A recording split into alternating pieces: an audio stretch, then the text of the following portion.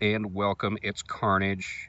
Finished my Zanya video, posted it. I was feeling so good, and then I realized I forgot to talk about the Chameleon. My God, I got through the whole video, but I did spend about 10 minutes talking about Zanya. So, figured I would do a separate little video here. I'm outside, actually. Got my little Dreadnought cabin set up, my Dreadnought swamp shack. This is the side of it. And got one panel of my little swamp diorama. It's kind of falling apart, but you know, it is what it is. But anyway, we wanted to take a look at that swamp skier. And of course, the guy we really want to see on it, Zartan. These are the goggles from Airborne.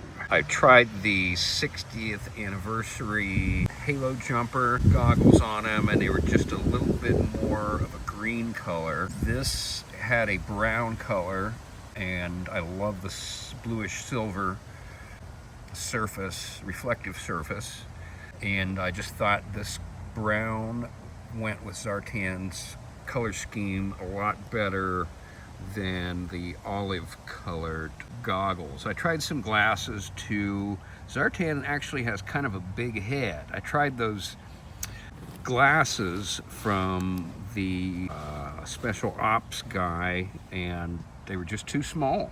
They'd go over one ear but not the other. So this thing, the Chameleon, and we've got some places to put blast effects here. On the front there's a machine gun, and it's got a port, and you can just pop them right in there like that. And that popped out, but I didn't have it really ported in there very well. It's hard for me to get that thing ported in there with one hand. There we go, it's a little bit better. So he's got that on the front. Not a whole lot of firepower on this baby. That's really it, just that one gun up there. But got a whole lot of engine here to talk about and to look at. And that's kind of where I was just surprised how beefy this thing is. It's really kind of big, you know. And I've got the blast effect from the Rattler in there, and ports right in the back. Now there's 4 other ports. This one will also fit in there. Of course, you got to put 2 of them in there side by side. You can't really fit 4 of them in there, but I think that would kind of look goofy anyway.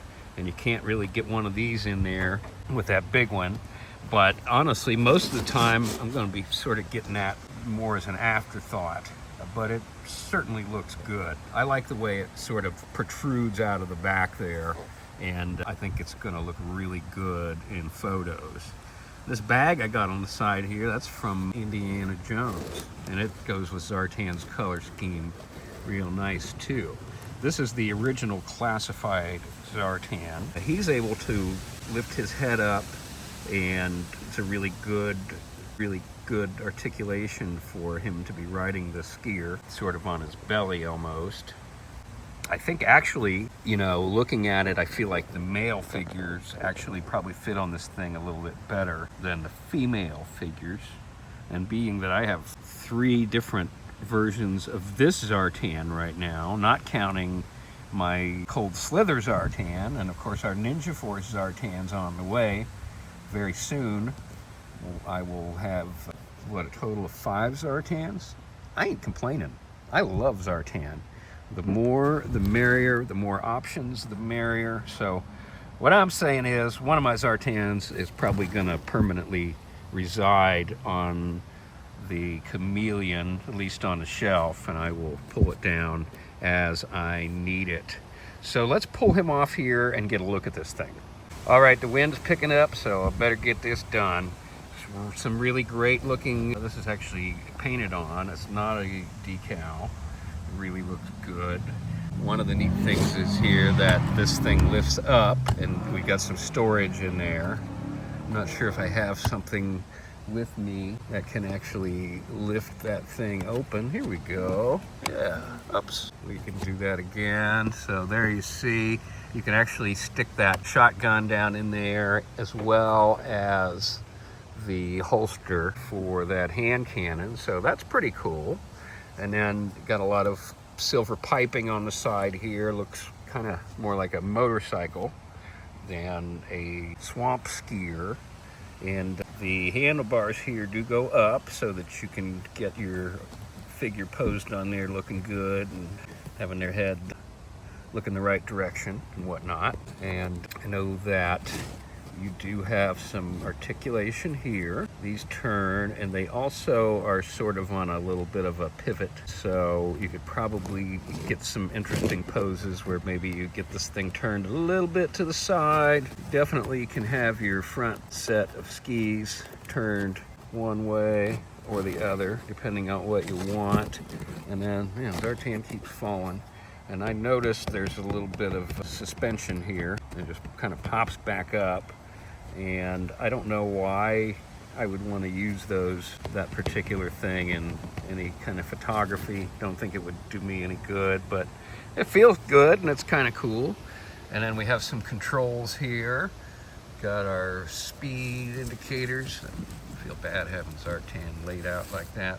Got our speed indicators, and I guess that's probably what this might be as well. Some buttons on the console here. Brakes, not a whole lot, but it doesn't need a whole lot. And of course, you can get that thing pulled out of there so you can see what the back looks like there.